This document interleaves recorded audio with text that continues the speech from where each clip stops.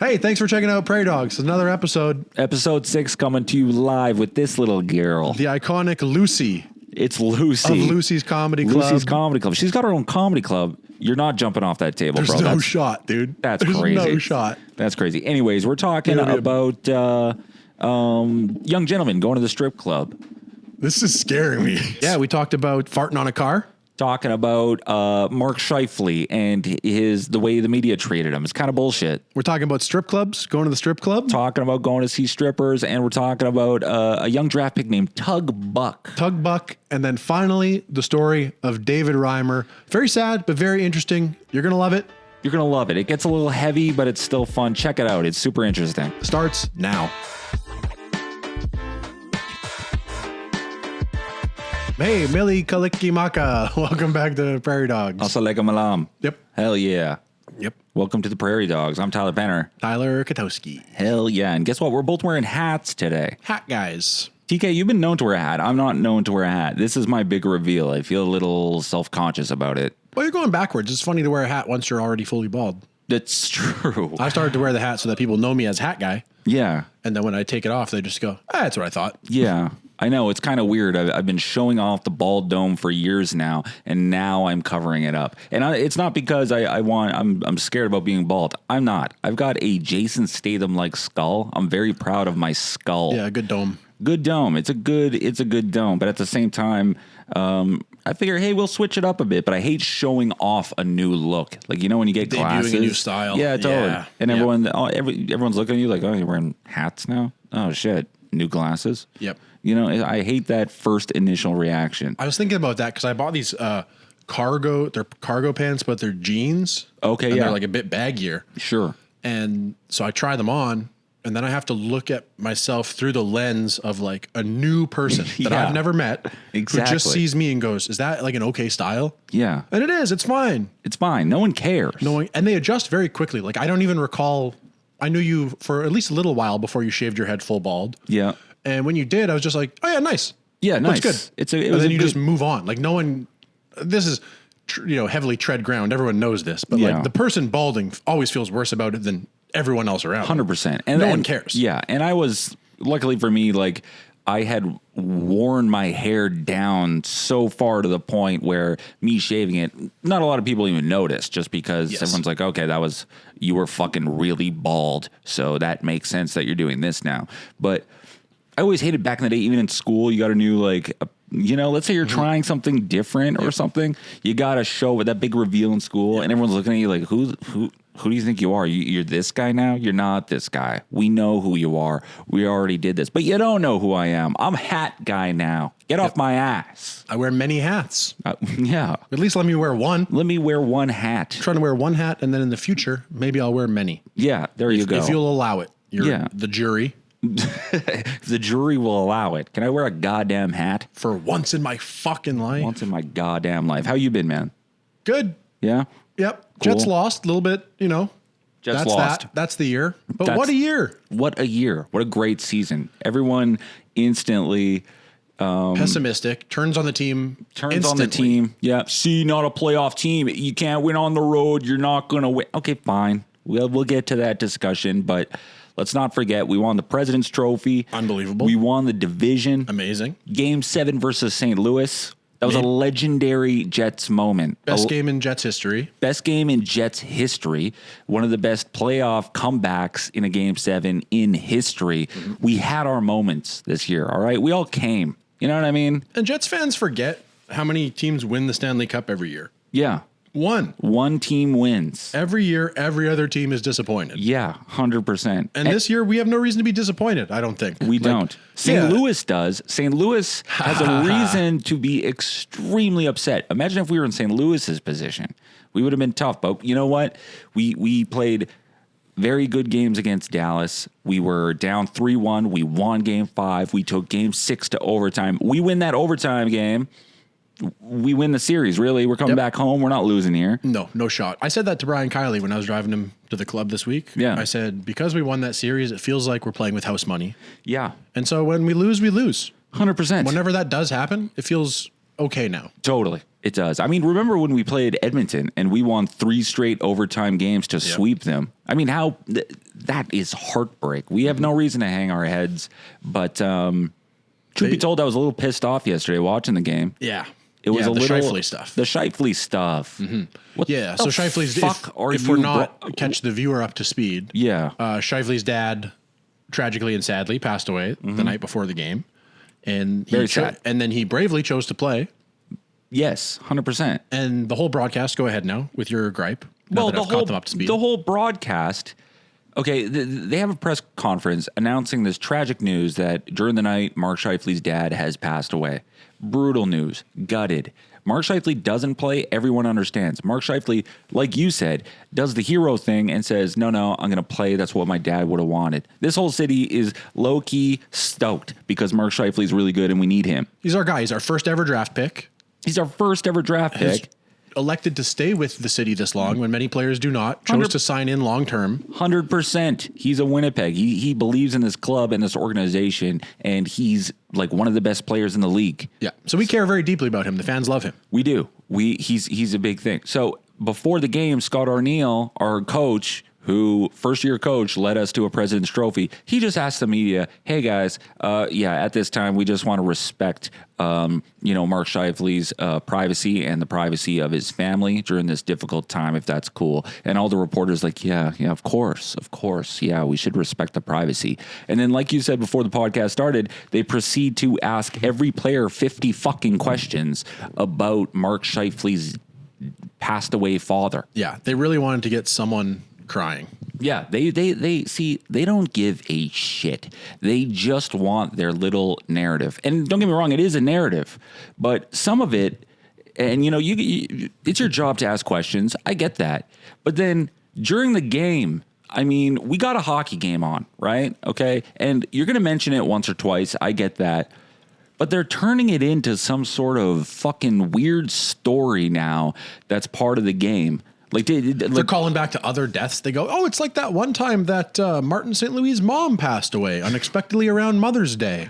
You go, is it like that, or is it like Game 6 in the Stanley Cup playoffs? Yeah. What are we doing? I know. Every 5 minutes, they're referencing it. They're showing the cameras panning in on Mark on the bench, like, oh boy, he's got a lot on his mind right now. Does he, or is he playing a hockey game? And for this 2-hour block, he just wants to forget about his family tragedy. That's what I was thinking. They would cut to him and they would say, oh, yeah, there he is, a heavy heart, a heavy mind. And I would go, I bet he's thinking about how he could beat that defender if he was just a little quicker on the wing. Yeah, totally. Probably. That's what he's thinking. I know. He's probably weighing the pros and cons of dump and chase or carry into the zone because he's a hockey player. He's doing his job right now.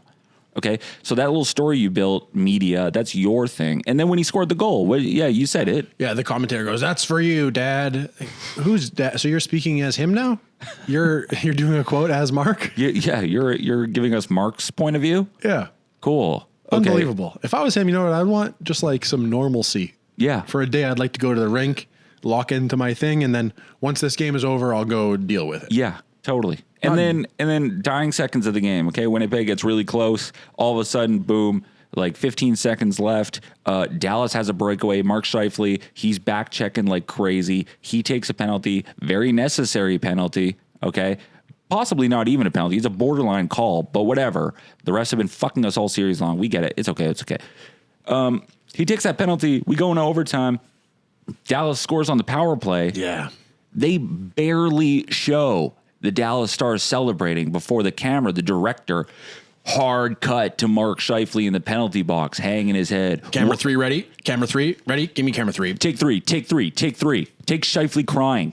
And then Scheifele's hanging his head in the penalty box because he lost the game. It's a sad moment, but also his father passed away. This is a really heavy moment. They did everything but put a crying filter on him. I know. I wouldn't have been surprised if they cut to him and they had a puppy dog filter and then it cut quick to a crying one. Like, oh shit, wrong filter.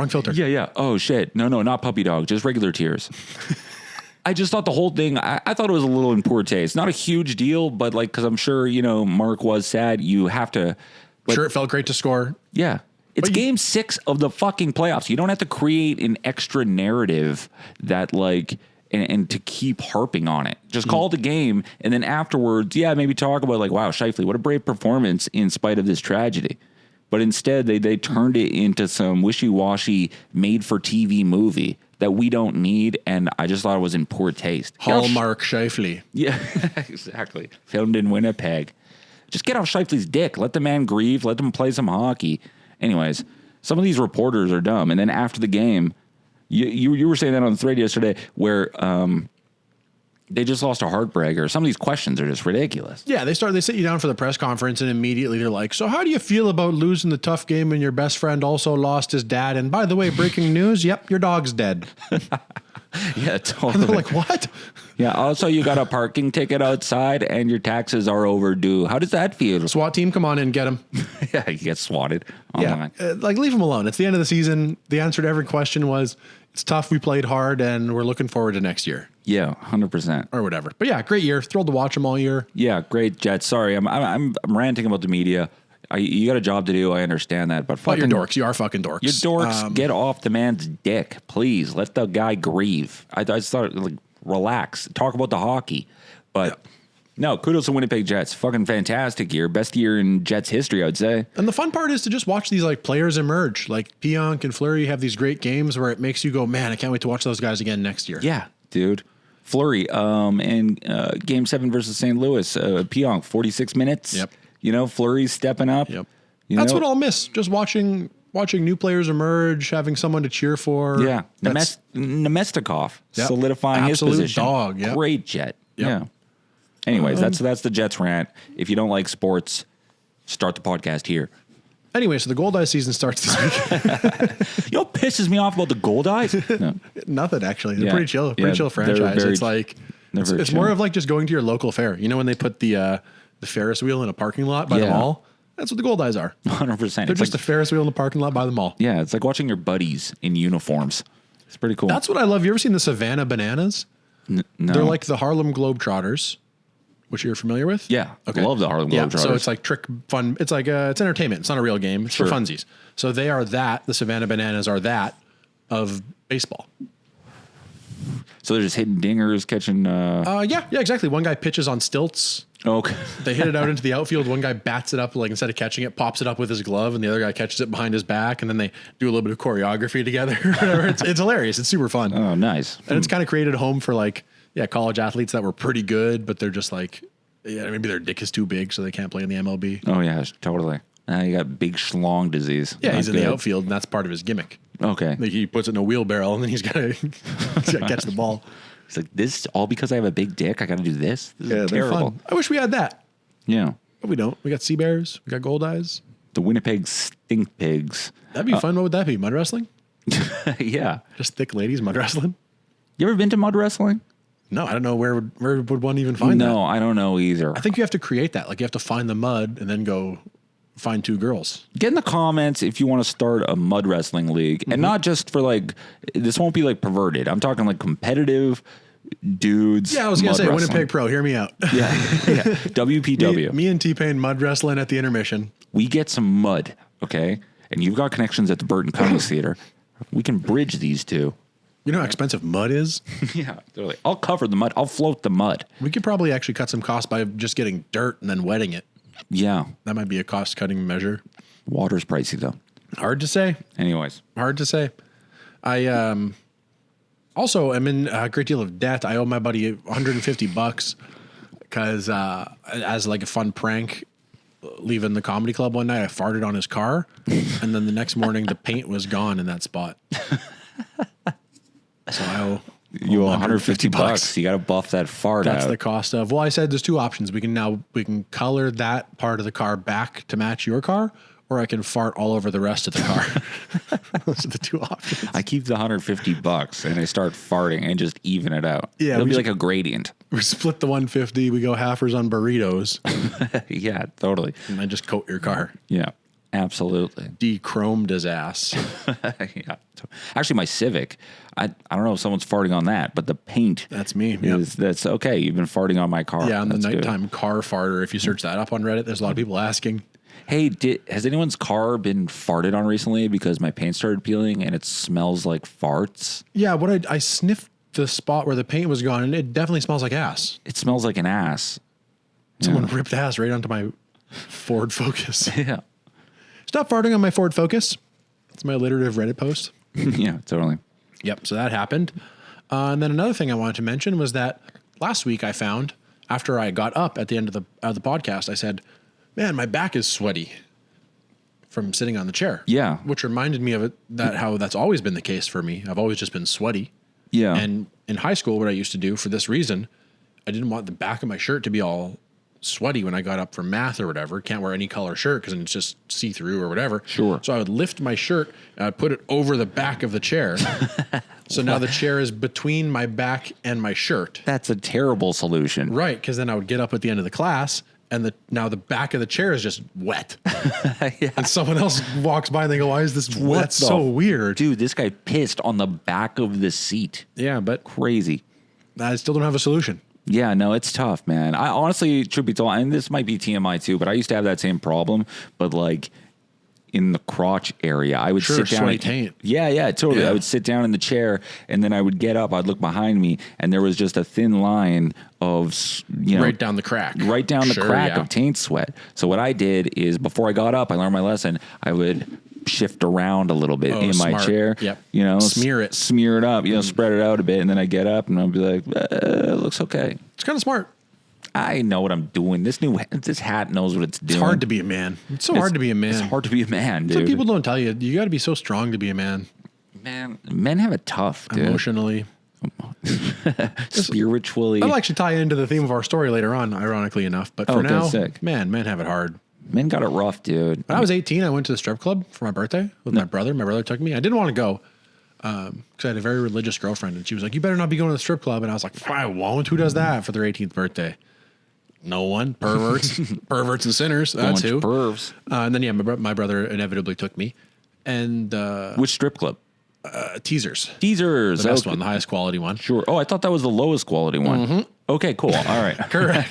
He said it though. Get him. Okay. So yeah, we go there, and then when we get in, he immediately walks over to the DJ, and so in my head, I was like, oh, he just knows the DJ. Yeah. Which in hindsight would have been way worse. Yeah. If he just knew the strip club DJ. He knew people there. Yes, but he didn't. He was going over to say, hey, that's my brother over there, and it's his 18th birthday. Yeah. And I've looked like this since I was 18.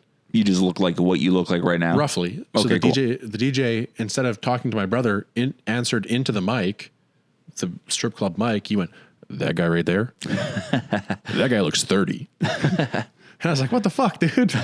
Is that good? So I'm already embarrassed. And then one of the strippers is like, oh, you're the birthday boy. So she like brings me up on stage and I was like, cool, man. She's going to I don't know, jack me off maybe or something. Nope. Just poured a beer down my pants. Oh, really? She humiliated you. Just straight yeast infection. Just straight. Yeah. Yeah. So I was like, is this horny? Is this what people like? Yeah. This is my birthday gift, being humiliated and laughed at. Mm-hmm. Well, I was kind of like, am I wrong? Like, is this good? Am I supposed to like this? Because I don't like. Am I fucked up? I don't like this. Am I gay? Yeah. That's how I felt. Yeah. I was like, bring out a man, let him try it. I want to see something. Yeah. Hey, was this sex? Did I just have sex now? Is that what it is? I'm not a virgin anymore. Okay. Yeah. She poured the beer down my pants. I liked that. Yeah. Yeah. Strip clubs are. I can see like going with the party, going with the group of the boys and be like, oh, tits, hell yeah. Oh, dude, we're just shutting it down. We're laughing. It's a good time. I don't really understand. And I have done this before, going to the strip club alone. Yeah. You're just sitting there, you're getting horny by yourself. And I mean, that just actually makes more sense to me. Really? Why? Well, because that's how I want to get horny, is alone. No, I know. But like, you can't do anything at the strip club about it. You're allowed. You're not allowed. You can pay for anything. You're not allowed to sit there and crank it, but yeah. Then you just go back. They have a dumpster usually out back of the strip clubs you can jerk off into. Sir, zip that up and hit the dumpster like a normal man. It's the jizz dumpster, and then when the garbage people come, they don't lift it and dump it into the truck like normal because they know that will just goop everywhere. Sure. So they just light it on fire. Okay. It burns off slowly. It burns black smoke, heavy. Yeah. It's like oil. New Pope. Yeah. I actually, I went to Solid Gold one time, local. That's a good one, I think. Gentleman's establishment. Yeah, sure. It's pretty good. I'm pretty sure I got roofied there. Nice. No joke. I was drinking. I had a beer, maybe a shot or two. Yeah. Normal night. And normal at that time, back when I was drinking, I could handle my booze. That's light consumption. Dude, honestly, a beer, 2 shots. I left that place. I remember undoing the lock of my bike because I parked it up front. I rode my bike to the strip club. Fucking loser. You guys have valet or no? You don't? Okay. I can park that here, right? I'll just lock it. I can't lock it to the pole. They won't. Okay. They won't strip for me if I lock it to the pole. Okay, cool. Because I can lock it to the pole and like lay it down, so they still have access to most of the pole. It'll just be at the bottom. My handlebar will be there, which they can still use. Why don't they can ride the bike if they want? I mean, don't fuck with it because it's my bike. Don't change the seat height. Yeah, totally. Wash the seat. You guys have hand sanitizer? Just like wipe the seat down. That's cool. And I'm talking about anyways. You unlocked the bike. I unlocked the bike. And that's the last thing I remember, dude. I remember driving, and then I remember I was in the grass and at the ledge, and someone was shining a flashlight in my eye. Oh, that's downtown Happy Police or whatever. Exactly. Yeah. And then I woke up the next morning without any idea of what happened. My bike was in my apartment. I woke up fully clothed in my glasses, and I reached into my pocket, and in my pocket was a card for the Downtown Community Safety Partnership.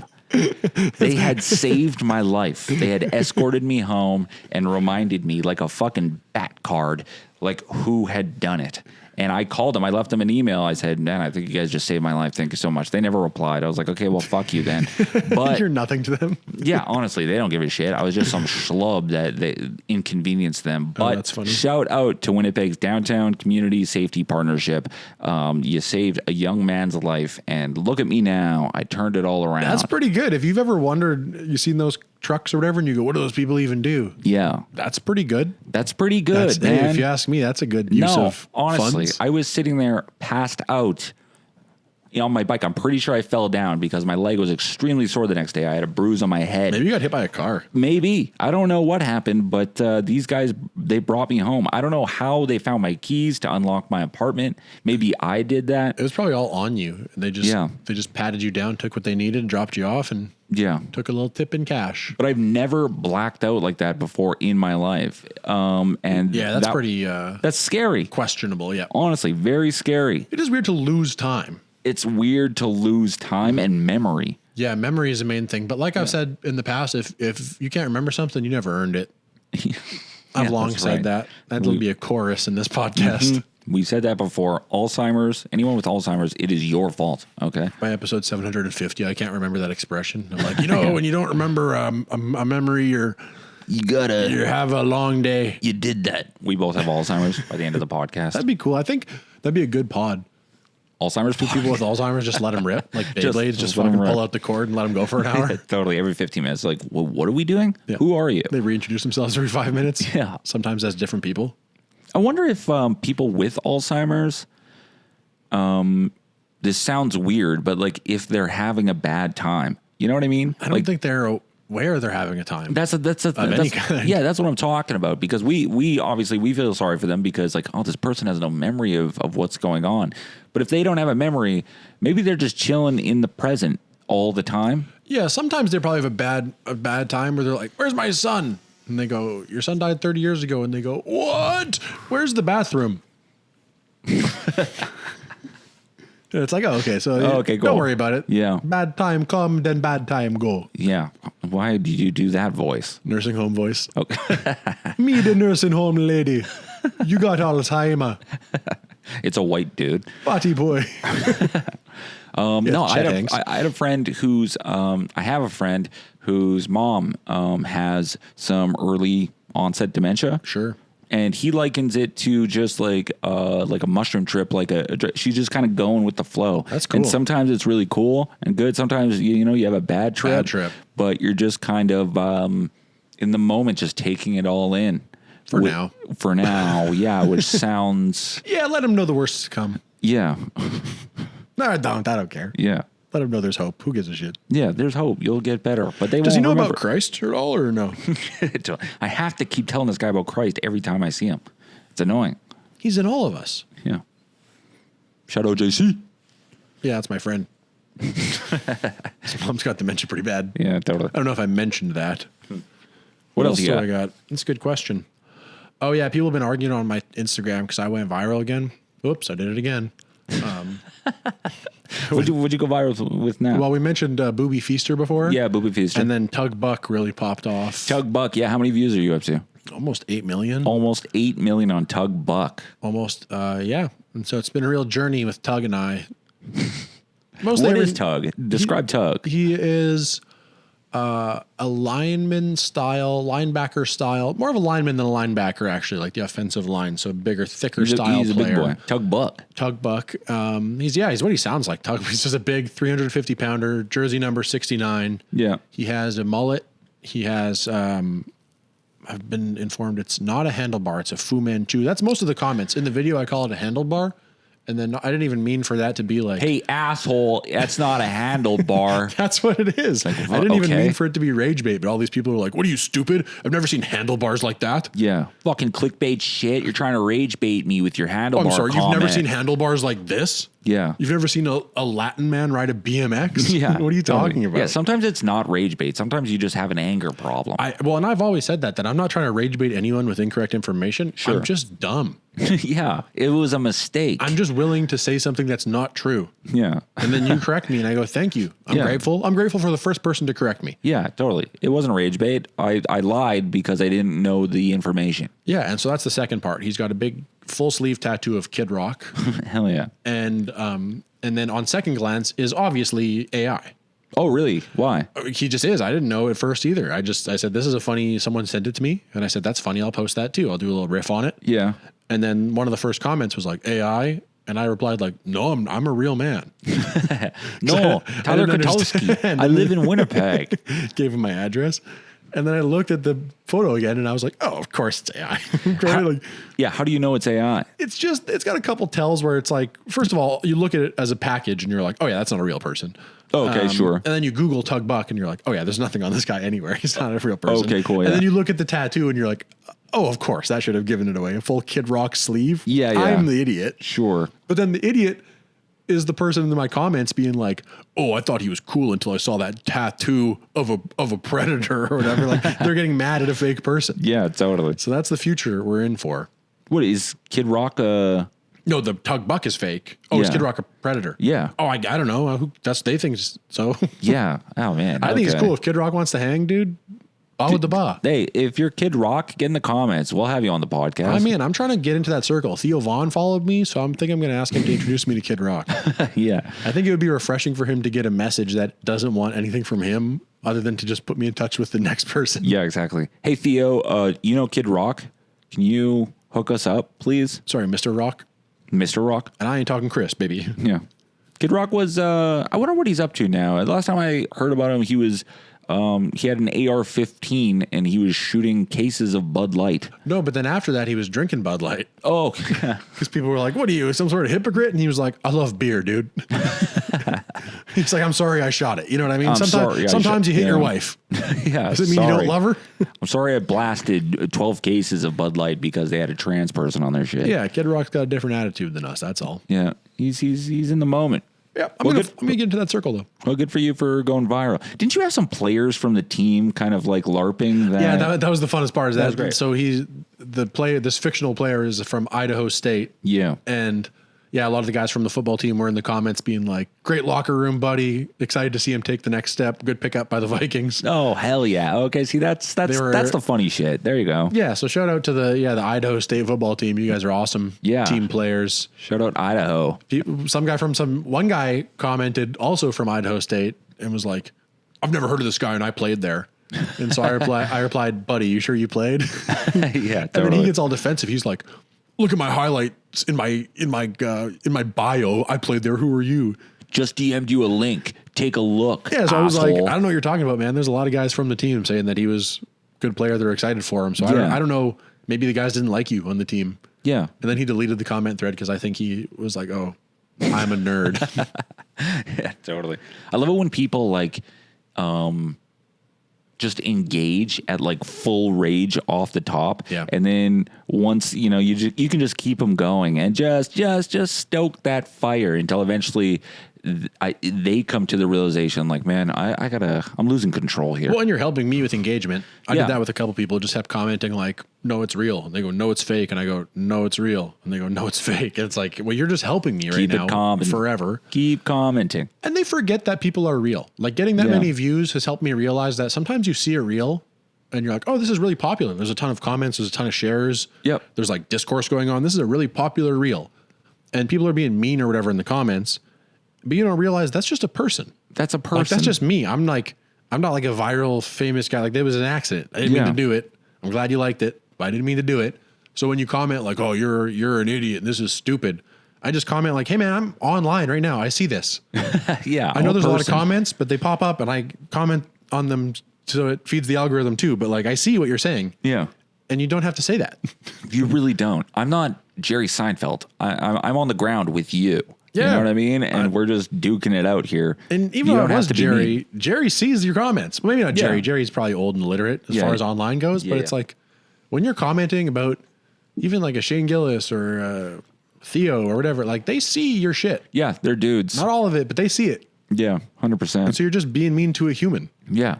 You're literally just being mean to a human being. A lot of people shitting on Bert Kreischer. You ever watch those like podcast cringe? I can't believe it. He's like the most just like positive, energetic, good vibe guy. He's positive.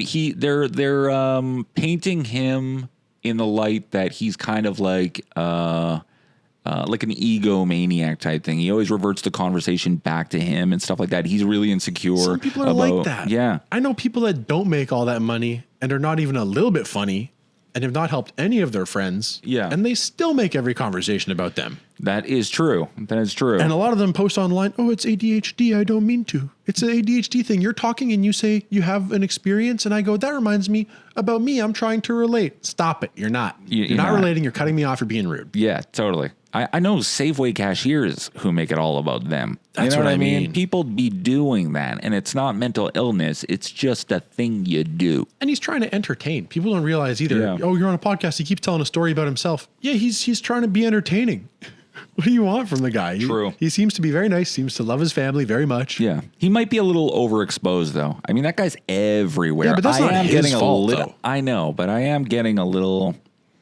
I mean, I would agree. But it's not his fault. It's not his fault. He's just trying to do his thing. He doesn't decide where to be.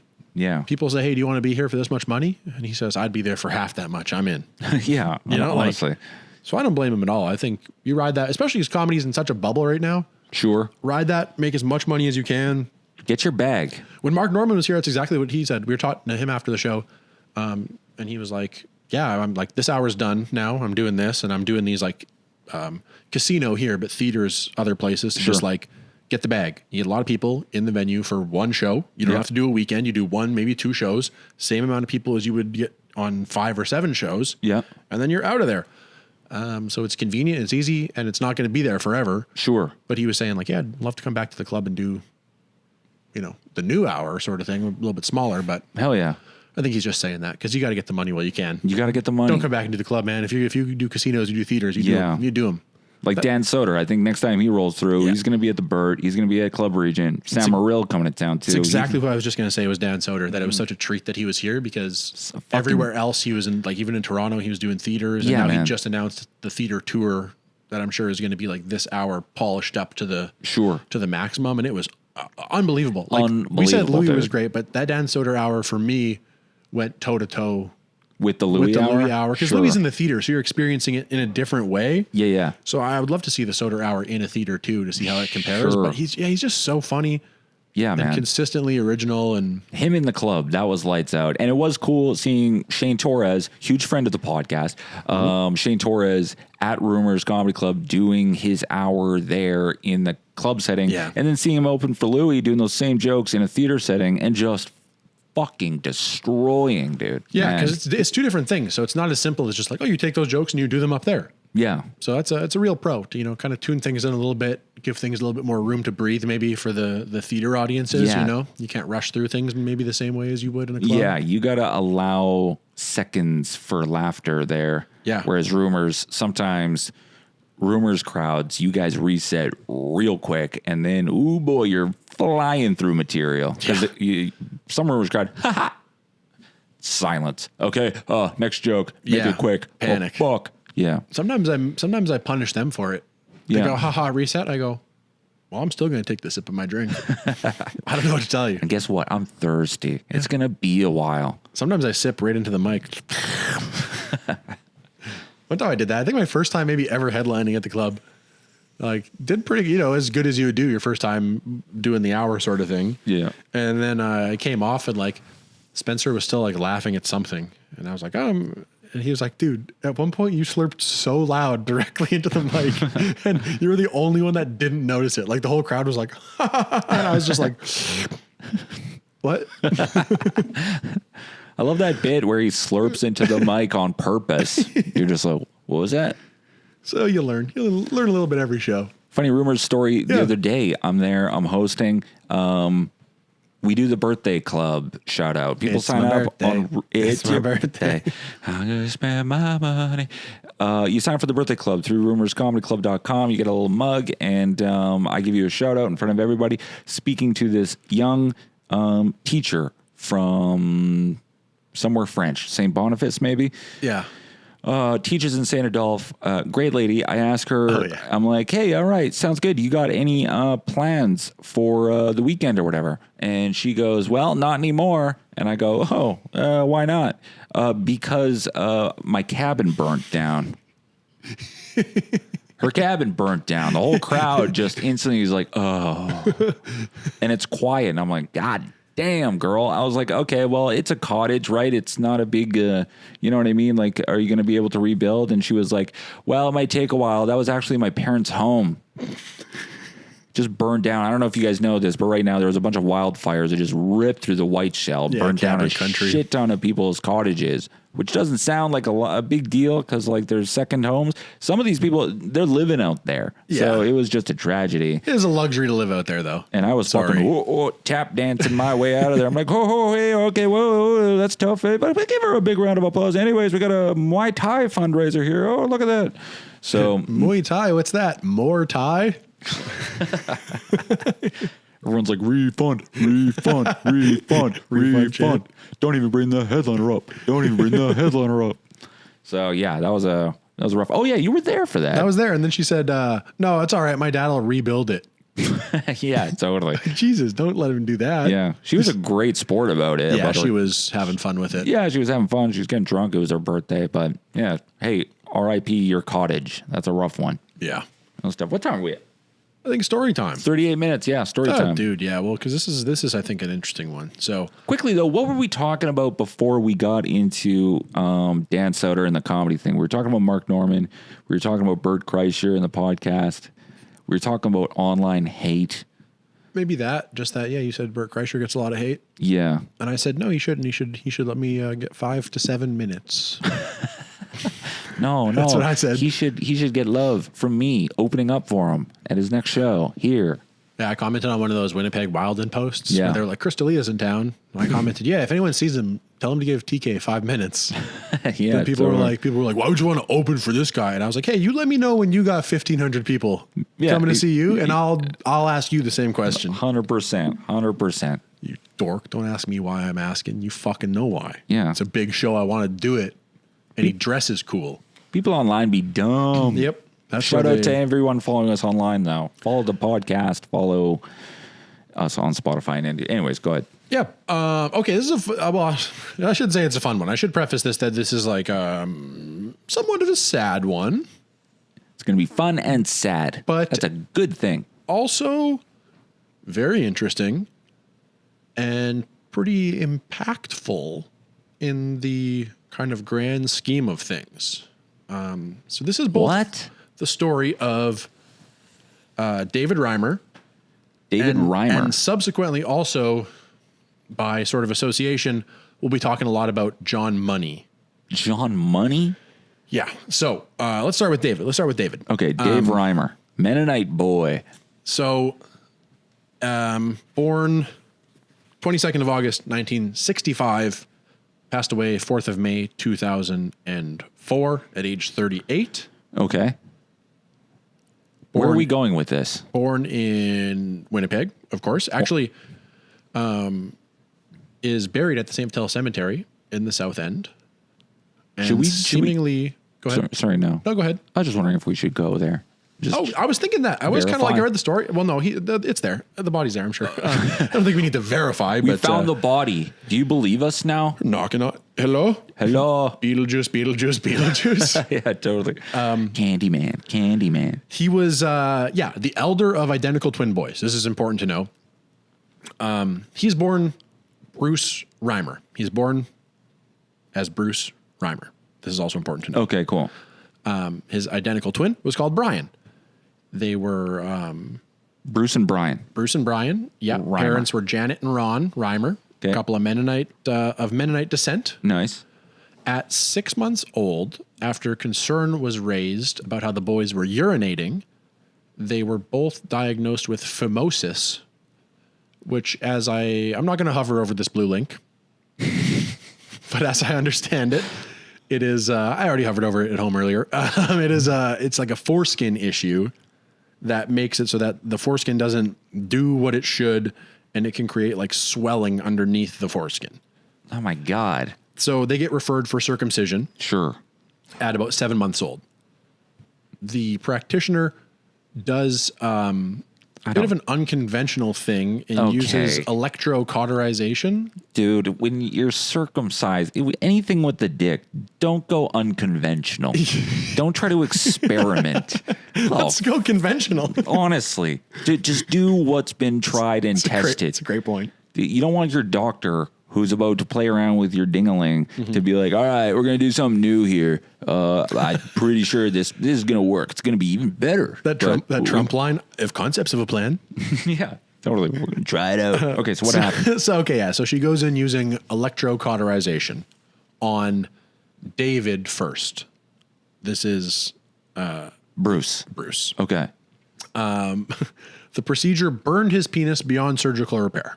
Oh my God, dude. So the doctors then choose not to operate on Brian, whose phimosis soon cleared without surgical intervention. He what? The phimosis Yeah. just got better. So they just didn't need to do a circumcision on him.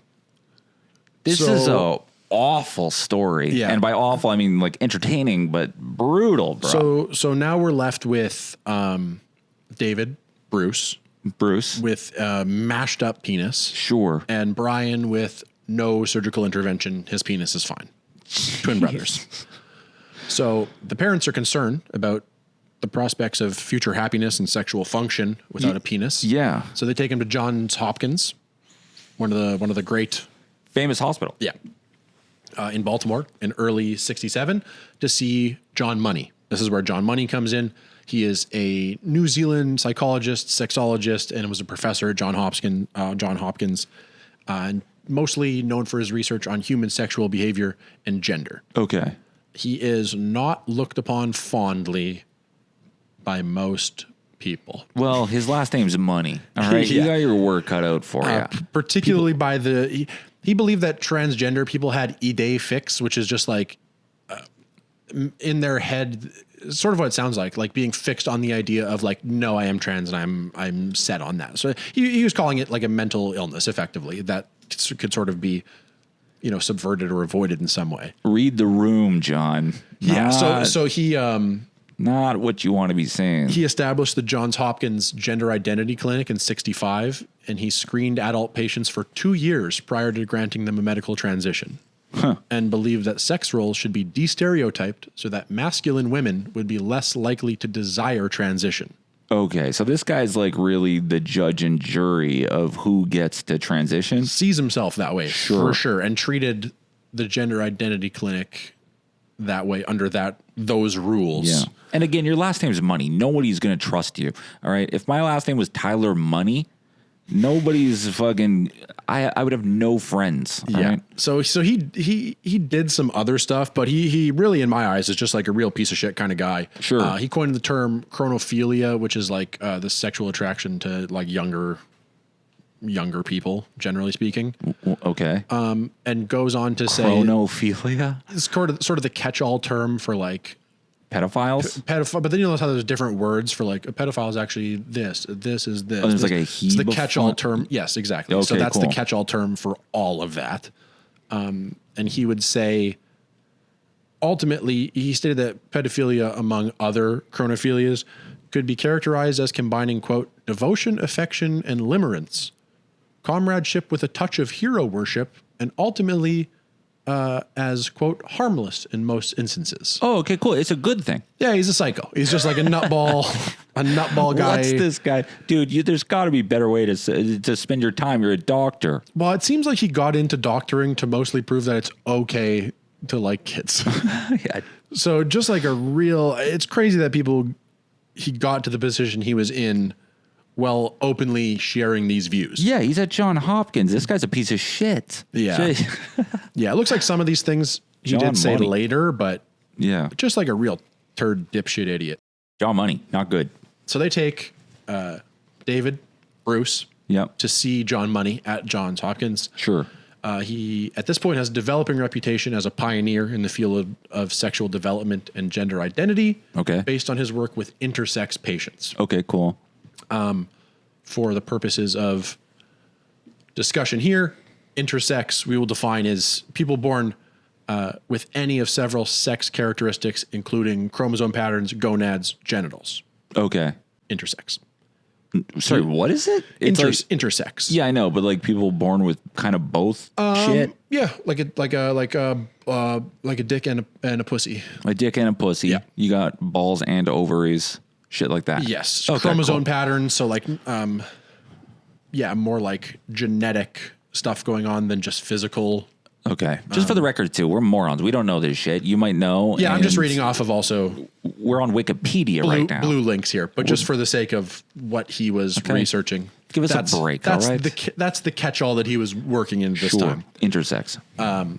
It was a prominent proponent of the theory of gender neutrality, that gender identity developed primarily as a result of social learning from early childhood, and that it can be changed with the appropriate behavioral interventions. Okay.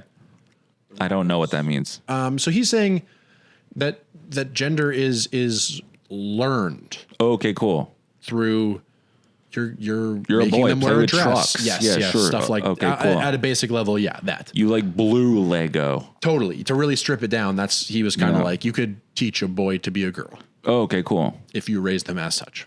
Sure. The Reimers saw him being interviewed on the Canadian news program This Hour Has 7 Days, yeah. during which he discussed his theories about gender. At that time, surgical construction of the vagina was more advanced than construction of the penis. Okay. Money believed that David, Bruce, would be happiest in adulthood living as a woman with functioning genitalia. Okay. They convinced the This Reimers fucking poor kid, dude. He's getting a lot of choices made for him before he at can even. 6 months old. That's 6 months old. Well, this is, what do we say here? Born in 65. This is in 67. So at this point, 2 years old. Sure. Still too young to, whatever. He's like, what's happening? Can I get some applesauce? So Money and the Hopkins team persuade the parents that sex reassignment surgery would probably be the best option. Sure. So at 22 months, David undergoes a bilateral orchiectomy, which is they take out both of your balls. They surgically remove the testes, and a rudimentary vulva was constructed by genital plastic surgery. He was reassigned to be raised as a female and given the name Brenda, similar to his birth name, Bruce. Okay. Psychological support for the reassignment and surgery is provided by John Money, who continued to see him annually. Yeah. Would check up to just see how things are going for consultations and to assess the outcome. The reassignment was considered an especially important test case of the social learning concept of gender identity Sure. for two reasons. First, Reimer's identical twin brother, Brian, made an ideal control because the brothers shared genes, family environments. That's right. This is like the Germans used to do a lot of this. Yeah. They used to say, let me get twins, because then we can use one as a control. Yeah, they love twins. So, and I will liken this to that. Sure. Because it's really bad what they're doing here. it's- And it is very much in line with that sort of Yeah. line of thinking. Totally. Yeah, because that's what they're doing, right? They're kind of like they fucked up, and now they're kind of using this kid. They're gonna be like, oh no, we're gonna do a little something different. He'll never know. She'll never know. And they're kind of using him as a guinea pig. 100%. This John Money guy's like, we're gonna see what happens. This is gonna be exhilarating and intellectually stimulating. And to be clear, it wasn't Money that performed the circumcision. Yeah. But I think when they brought the child to him, he was like, oh, he has a twin. Jackpot, dude. Last name Money. This is a money experiment. Yeah. What a piece of shit. And then secondly, this was reputed to be the first reassignment and reconstruction performed on a male infant who had no abnormality of prenatal or early postnatal sexual differentiation, which is the process of development of the sex differences between males and females from an undifferentiated zygote. So when you're coming from the really prenatal form of the baby, the point at which it is sort of, for lack of a better term, deciding whether it's going to be that's right, genetically male or female. There's sometimes oopsies, mix-ups, whatever. And then at birth, like in the case of some intersex people, they go, let's pick one. Okay, cool. Because they're born with both genitals, and so they just go, well, we'll pick. Rather than living as such, we just go this, Yeah. Quick side note: I'm starting a brutal slamming death metal band called Zygote. Anyways, good one. What? Not the time?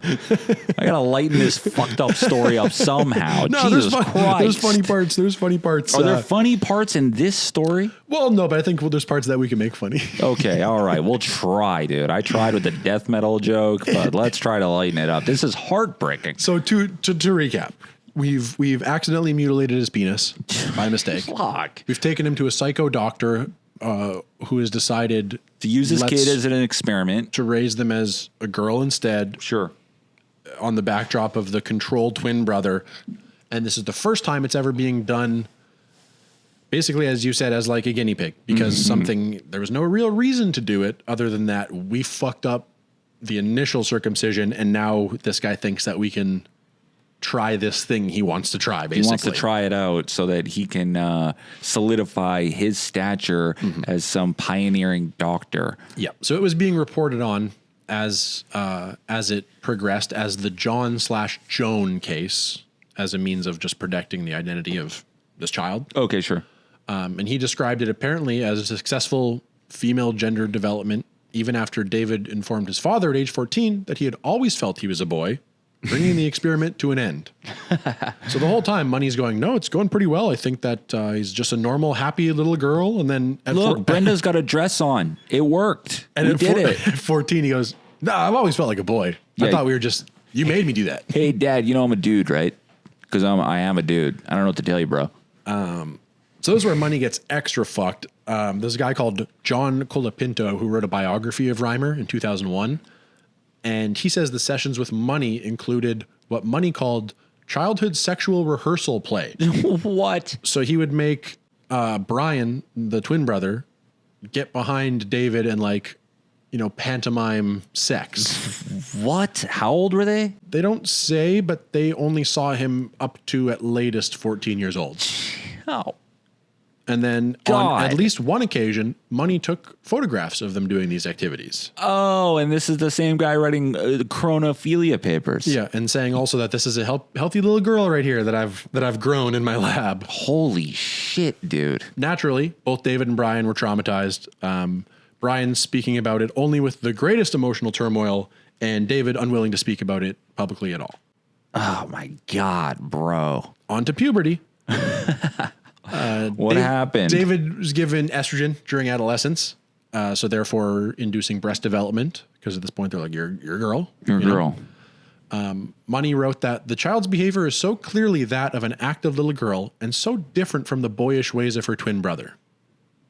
That's the doctor's claims.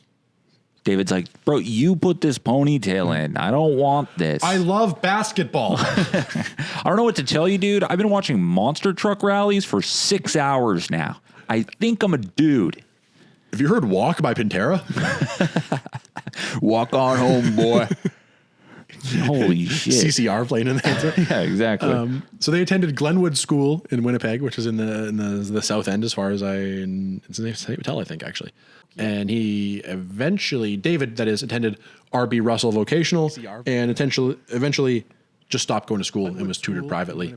By the age of 13, David was experiencing suicidal ideations, depression. No shit. Yeah, and told his parents that if you make me go see that doctor one more time, I'm going to kill myself. Yeah.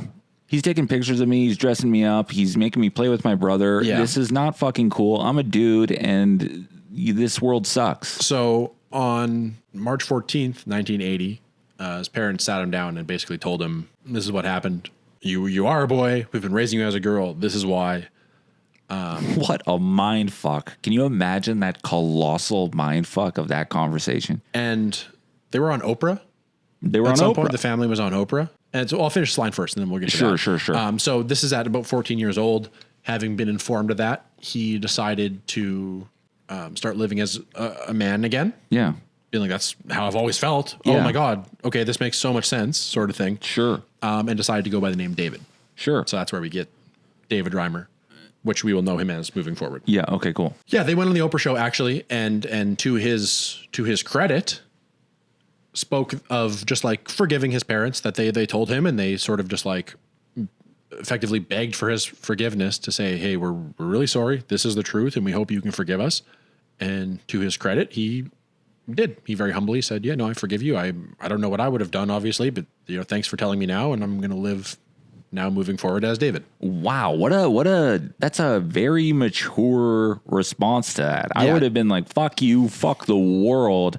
I'm going to go hop on a train and do some drugs or something. That's insane. For all he was faced with, David seemed like a very forgiving, as much as one, can be, and pretty level-headed individual about it, giving interviews afterwards being like, this can never happen again. Absolutely. Gave a very eerie interview actually for BBC. I think it's one of his last interviews where he says like, what has to happen? Someone has to shoot themselves in the head before this ends or whatever. Foreshadow. Oh, yeah, right. So this episode's this is gonna get blacklisted from YouTube. I can tell already. No, we're gonna be the only video on YouTube about it. I looked around and there's a couple like English people being like, oh, it's crazy, isn't it? Oh, it's spooky. He hit it rough tonight. But it is crazy how like little, there's stuff on it because this becomes obviously a big case in the transgender community as far as like, we cannot force reassignment. What are we doing here? Yeah, for sure. So like I said, by 13 was feeling suicidal. By 14 was going by David again. Sure. And had started treatment to effectively reverse the stuff they'd done. He had double mastectomy, phalloplasty operation, so like put a new hog on him. Oh, sure. Testosterone injections, that sort of stuff. Okay. Into adulthood, he worked at a slaughterhouse and just odd jobs. Slaughterhouse. Just letting... No shit, bro. Take it out on those slabs of beef. Honestly, get it out of your system, kid. Got married, adopted 3 children. Oh, well, would adopt her 3 children. He married a woman called Jane Fontaine. She had 3 children whom he adopted. Oh, nice. Got a family. Liked camping, fishing, antiques, and collecting old coins. I mean, the guy's a dude. I don't know what to tell you. That's what I mean. He just was a dude. Living a dude-ass life. He's a dude living a dude-ass life. So the case came to international attention in 1997 when he told his story to Milton Diamond, an academic sexologist who persuaded Reimer to allow him to report the outcome in order to dissuade physicians from treating other infants similarly. Sure. He said, holy shit, dude, can I report this? Because they're still doing this. They're saying your story was a big success and they're using that to do this to other kids. Yeah. So can you help me stop this? Yeah. And he went, let's not let this happen to other kids. This kid's had a crazy life. John Money, Milton Diamond. What is this, a board game? No shit. Is this a book? What's going on here? It sounds like comic book shit. I'm always shocked that I can find another story seemingly crazier than the last. It's honestly with general ease. I don't have to look far. This is insane. So he goes public with the story, and John Colapinto, who I mentioned earlier, published an account of this story in Rolling Stone in December 1997, and that article won National Magazine Award for reporting. Cool. Yeah. That was later expanded into the New York Times best-selling biography, As Nature Made Him, The Boy Who Was Raised as a Girl. And that was the book that Colapinto wrote and described how, contrary to Money's reports, when living as Brenda, Reimer did not identify as a girl. He was ostracized and bullied by peers who dubbed him Cave Woman. And neither frilly dresses nor female hormones made him feel female. Yeah, kids are the worst. And that would suck because, like, the dudes are going to torture, I guess, her at the time because not really fitting into the female pattern. And the girls all hate her because she's clearly kind of a dude. And he's sitting in a dress and pigtails going, I'm a dude, dude. Yeah, it was beyond like a tomboy thing. Yeah. And they mentioned that a little bit in the Oprah interview of the mom being like, I thought I'd dress her like a tomboy and it would be okay, sort of thing. And this John Money guy's sitting on his fucking throne. He's like, we did it. And publishing this as a success, What a like I said, leading to other people being like, oh, we can do that. Yeah. Oh, just chop it off. It's good. Works out fine. He said so. Don't trust doctors, people. Just because they got doctor, it doesn't mean they're not a raging piece of shit. Yeah, especially in this case. Especially in this case. So the year before he died, he lost $65,000 in investments. Who did? Reimer. Oh. David Reimer. He's just a bad investor? Shit happens. Okay. Well, let's see what year. Market tanked. What year he died here again, did we say? 2004. So .com bubble? Was 2004 a bad financial year? I don't think so, really. Okay, but anyway, lost $65,000. In addition to his difficult lifelong relationship with his parents, he was unemployed and experienced remorse due to the death of his brother Brian from an overdose of antidepressants. Jeez Louise. That was in 2002 that his brother passed away. In 2004, his wife told him she wanted to separate. Jeez. It was the 2nd of May, 2004. And then on the morning of May 4th, 2004, he drove to a grocery store's parking lot in his hometown of Winnipeg and shot himself in the head. 2 days after his wife asks for a split. God. When does this get funny? Soon. Okay. Just a quick aside, Of course. And this goes for me, this goes for you, this goes for anyone at home. We all have our hardships, okay? But the next time, and I'm talking to Tyler Penner here, the next time you're bitching about whatever problem you have in life, whatever difficulty you think is facing, whether it's a rumors crowd being weird or you not getting on the Winnipeg Comedy Fest or you having gripes with whatever the fuck, gratitude, okay? You've got a great life. You watching this right now probably have a great life. If not a great life, a better life than this poor prick. Yeah. Jesus Christ. Like I said, we won the lottery just because when we were 6 months old, some crazy doctor didn't solder our cocks off. Like cock solder. Now there's a band. Hey, you said it too soon. Cock solder is a band. Cock solder. Okay, that is the band name, but also gratitude. All right, we've hit the lottery. Just count your blessings right now. That's what David Reimer's story, I think, can really, at its core, do. I'd agree. With the gender shit. It's doing stuff for that, like raising awareness of nature over nurture, blah blah blah. But at its core, it reminds us to be thankful for who we are and what we do. Good God. Who you get to be. That's the thing. A lot of people think that like transgender, it doesn't affect me. I'm a man. I've always been a man. I'm always going to want to be a man. Yeah. Hey, dude, David Reimer wasn't transgender either. No. But he got fully roped into the world and issues therein.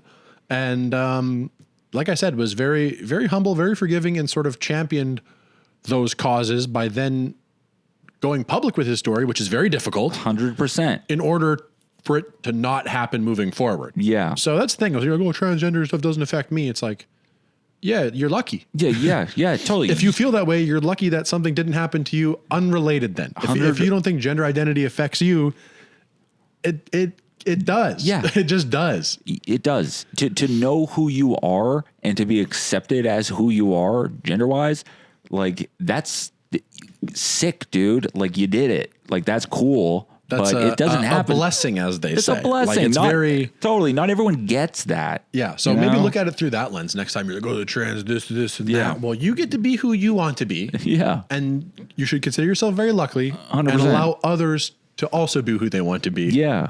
And everyone will be happier that way. 100%. Case in point, David being much happier as David. Yeah. Yeah, the things that happened before that maybe are not erasable, obviously. Yeah. And I think he battled that a lot in his later years. But it's hard to say. There's nowhere mentioned that like the suicide is a direct result of what he went through with his gender identity.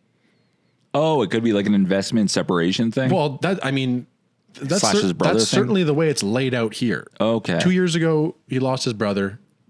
A year and a half after that, he loses $65,000. Yeah. Month after that, his wife wants to leave him. It's rough. Yeah. And then compounded by everything you've been through. Yeah. And your brother's maybe the only person that kind of gets it because he went through it too. Yeah. You know? You know what always weirds me out about those people, those stories where people like lose a lot of money to investment. Like Right. David Reimer lost $65,000. Cocteau coin. Yeah. He was in deep on Cocteau coin. Totally, it was a meme coin. I got a new way to get my cock back. It's Cocteau coin. No, but like he had $65,000. That's Yeah. crazy, bro. Like He was doing fine. He was doing great. Yeah. So that's what I mean. Like all things considered, like really made a life for himself, dug Yeah. in, and was maybe like the depression was probably root cause of this. 100%. So not to say that it was not involved at all, But it was triggered by a couple of things. I he think. did great for himself, all things considered. Yeah, And honestly. it's a shame. Obviously, things ended that way. He didn't have a ton of support, but Yeah. what a life. And it is fun to say that you can do cock on, cock off stuff because, like I said, he's not trans.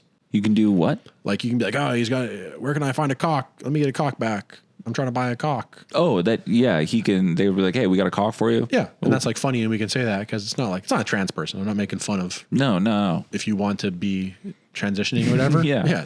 knock your cock off. But in this case, it's kind of funnier. Yeah. Gratitude. Money went on to be mortified by this case. Really? He never commented publicly on the book or Reimer's suicide, and colleagues close to him said that he was mortified by this case, that he would if it was brought up, he'd be like, oh, I don't know what you're talking about. What a piece of shit. So, yeah. It embarrassed him. You ain't got the balls money to come out and say, yeah, no, I fucked that one up. That's the thing. So that's how you know he's a real piece of shit. Yeah, totally. For the first 30 years after his initial report that the assignment had been a success, Money's views of the malleability of gender became the dominant viewpoint in the field, reassuring practitioners that sexual reassignment of infants was the correct decision in certain instances. So like I said, this report made it so that many people across the world were looking at this in scientific journal and going, oh, that's what we do for that. Yeah. That's how that is treated. Okay, cool. John Money established a precedent, and so now we just do what he did. Yeah. So he claimed the success of Reimer's gender transition as support of the optimum gender rearing model for intersex children. Holy shit.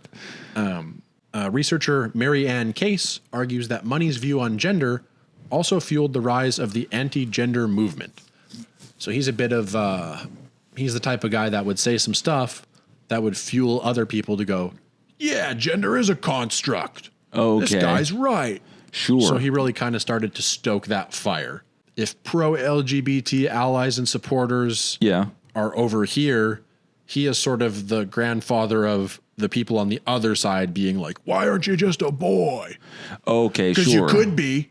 Yeah. Okay. All right. Yeah.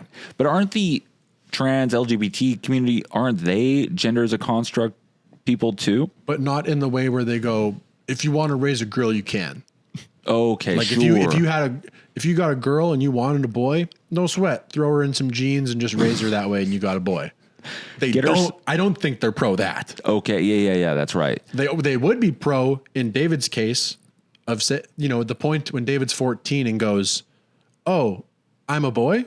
I'd like to live as that then. Okay, yeah. I think they align pretty clearly on that. Sure. That being what he wants to live as and always did feel like, and then sort of felt the green light to be like, oh, that makes sense. Thank you. Yeah. No, I'm a versus dude. the Money school of thought, which is more like, oh, you can force them.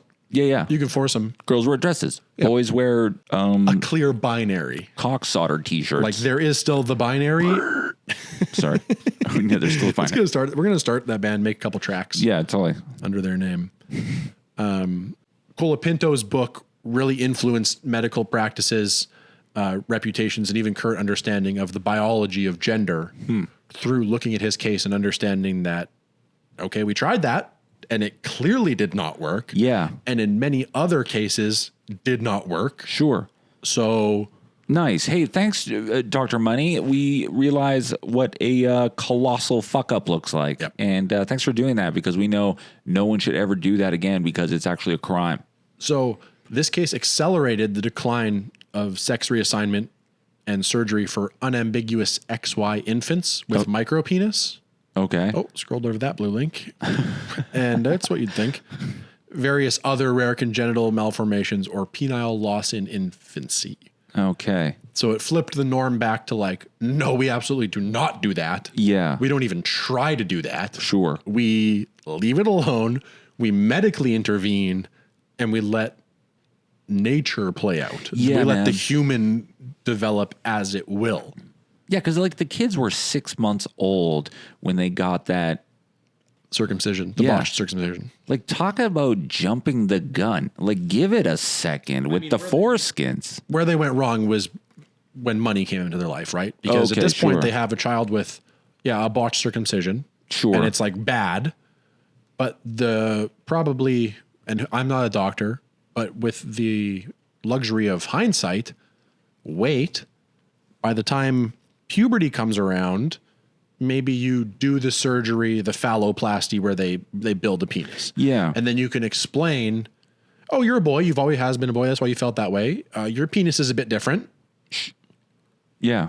No big deal. No biggie. Right? Like you're Dude. going to explain your penis to the child at some point anyway. Yeah. So just explain that they're a little bit different. Yeah. It's a little bit of a different cock, and we'll figure it out down the road. And I get it. I understand the fear of being like, oh my God, my son's not going to have a happy, healthy life because he doesn't have a penis. Yeah. Yet. Dude, we're Like- working on it. We'll get you a dick. Well, and the That's not a hormones are going to be problem. the same. Yeah. Like Totally. We're just So, going to let I- nature kind of take over. easy to say how you would, again, react Yeah, in hindsight hindsight. with whatever, but It just sucks that this kid had to live as the example. Mm-hmm. You know what I mean? You never want to be the one that people look back at and be like, well, remember that? Well, we're not going to do that again. Like this poor kid, he pretty much got his life robbed from him. And his childhood for sure. And it was a testament to David that he turned it around and managed for a couple of years to live as a normal, healthy male. But eventually, the pressure got to him, which understandably so. Yeah, But 100%. adults, you gotta, especially in the 60s, they did that a lot, where they would, and this just goes to like little parenting shit. They just assume that babies and small children, they don't remember it, so it won't hit them. Like, or we can do this shit because they're just small kids. They don't understand. Not really completely understanding that, no, we're taking all of this in and it's shaping us. Yes. So stop fucking with us so much. Like, and I think that's, becoming more understandable now, but when you have a small kid, just give them some room. Stop trying to fuck with them, take care of them and stuff like that. But like you were saying, like, let's give it a minute and let's let nature see what's up, and then we'll make the adjustments as need be. Because it is nature. It's nature. It's a biological being that you've created and is now going to grow. So look at it, maybe not one for one, but look at it like a plant. Yeah. Okay, like a tomato. Sure. You got a tomato plant growing. Yeah, you put the stick in the ground, so it's got structure to grow on, Yeah. but you leave it. You leave it alone. You're not tilting it. You're not going, if I can make it a grape. Yeah, exactly. It's a tomato. Let it grow Let how it it grow. grows.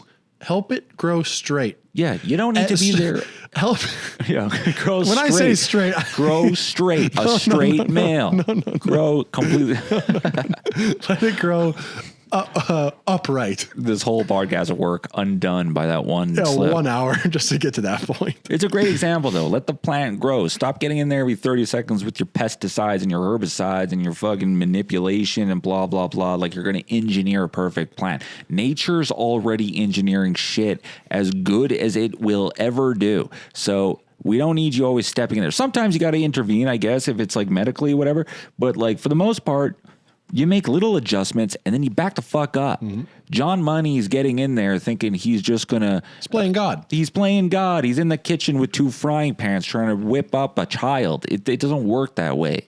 So hopefully David Reimer, stands as an example that for the most part, humans just making shit worse. Just get out of the way.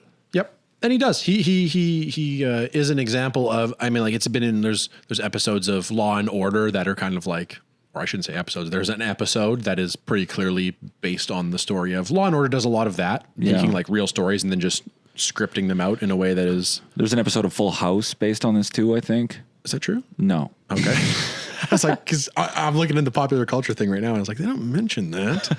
There's an NYPD Blue episode that features a character that is very similar. Yeah. There's a Chicago Hope episode of the Chicago universe.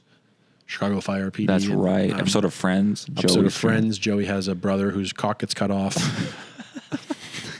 They call him Noe. See, and it's fun. You can say stuff like that because it's not like it's not like a trans thing. It's just a terrible accident that happened to a young boy. Yeah, totally. Who ended up being a young boy. Yeah. Hymn of the Medical Oddity is the Weaker Than song. Oh, really? Which is about okay, cool. Concerns Reimer in the lyrical content. There's a Taiwanese film called Born to Be Human that shares a very similar plot where a child undergoes reassignment without consent and at the assistance of an authoritative doctor. Yeah, I mean, that makes more sense culturally. So it's really been all over in popular culture. And like I said, in that community particularly stands as the example of like, should anyone ever be like, what if they go, no, we did.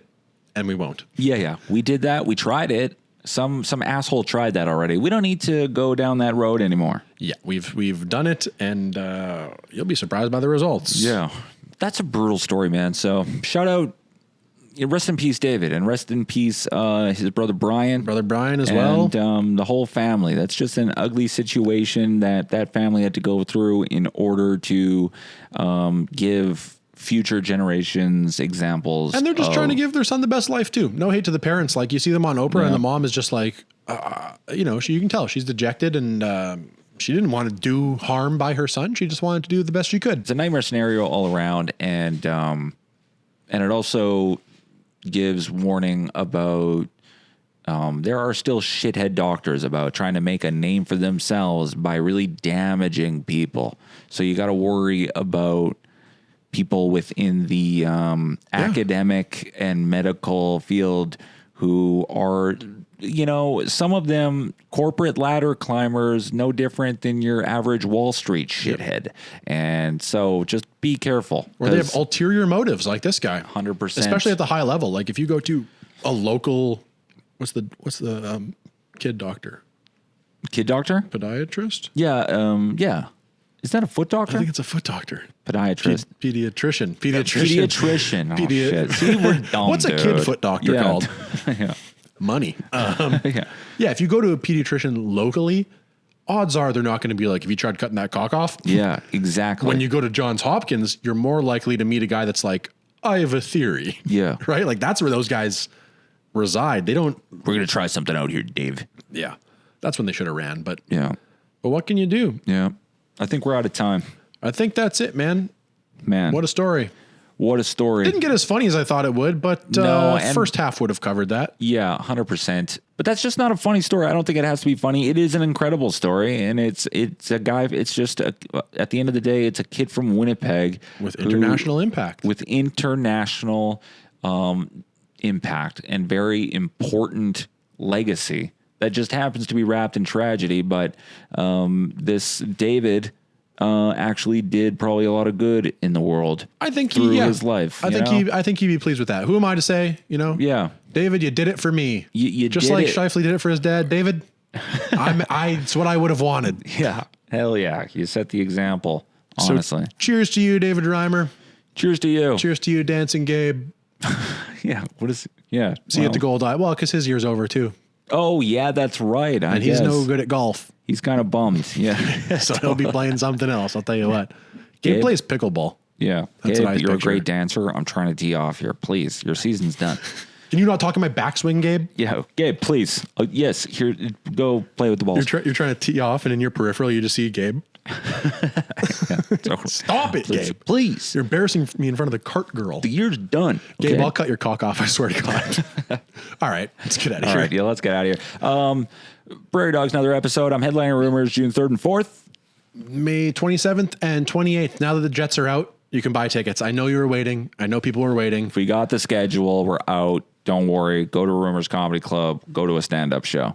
Lucy's Comedy Club in the back of Ashdown Market. Ashdown Market still whipping up incredible food here in the Exchange. Yeah, we're going to be doing Prairie Dawgs live soon, probably here at Lucy's Comedy Club. So keep an eye out for that. Yeah. Zellers.biz for tickets to things that are happening here. 100%. Follow us on Instagram at Prairie Dawgs, at Prairie.Dogs. Follow us on YouTube. Just fucking follow us and subscribe wherever we are. It is important. Like it's important and it's helpful. Like, subscribe, and then you can mute us if you want. But it's important to be a number, be a metric. Yeah, be a number. Those numbers actually help. You know what I mean? If you're watching the content and you're not subscribed yet, pitch in. You're freeloading. You're freeloading. Freeloading. You're downloading off Napster circa 2000, which we did. We're heavily. coming for you like Metallica did. Lars over here. Yep. I'm pissed, and we're going to sue you, even though I'm a billionaire. So that's it, I guess. Thanks, guys. Thanks a lot. Appreciate it. Funny episode next week. Swear to God. Funny, lighthearted, warm. It's going to get better. Okay? Love you. Love you. See you guys. Prairie Dawgs. Thanks for watching that YouTube video. You made it to the end for some reason. Watch another YouTube video. Do it. It'll be here. It'll be there. There's links all over the place. Shorts, longs, mediums. Just start clicking. We got it all. All right.